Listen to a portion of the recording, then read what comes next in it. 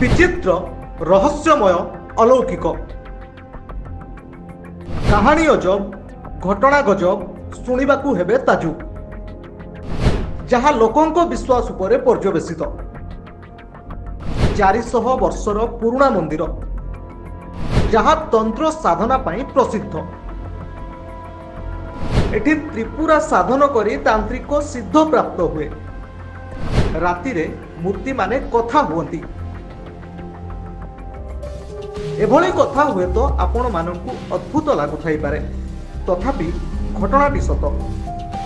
आम देश में रही अनेक विचित्रमय मंदिर आउ एही सबु मंदिर पाश्चात्य रही किछि पौराणिक तथा ऐतिहासिक घटनावली। प्रति मंदिर रही भिन्न भिन्न मान्यता तथा चमत्कारिता जहाँ लोकंक विश्वास उपरे पर्यवेसित। एमिति किछि मंदिर एही भारत रे रही जहाँ अत्यंत रहस्यमय एवं विचित्र। भारत रे एपरी एक मंदिर रही जेउठारे मंदिर रे थिबा मूर्ति गुड़िक परस्पर भितरे कथा होइथांती। सही मंदिरटी होउछि राज राजेश्वरी त्रिपुरा सुंदरी मंदिर। बिहार रे रही प्रसिद्ध त्रिपुरा सुंदरी मंदिर। एही मंदिरटी 400 वर्ष पूर्वे स्थापना करा जायतला। एही मंदिर तंत्र साधना पाई प्रसिद्ध अटे। बहु बड़ बड़ तंत्र साधक माने एहीठारे त्रिपुरा साधन करी सिद्धि प्राप्त करिथांती।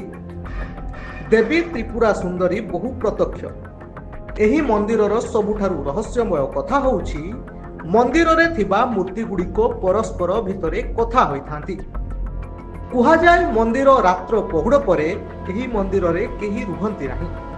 केवल मंदिर परिसर बाहरे रात्र जगुआली तांको कर्तव्य संपादन करिथांती।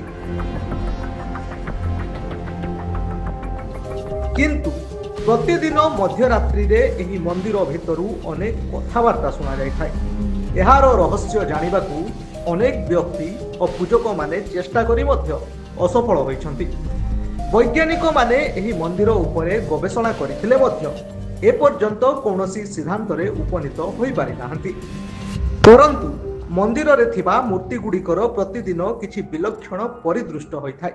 अर्थात एही माने रात्र रे जीवंत रूप नै परस्पर वार्तालाप करिथांती बोली लोक विश्वास रहिछि।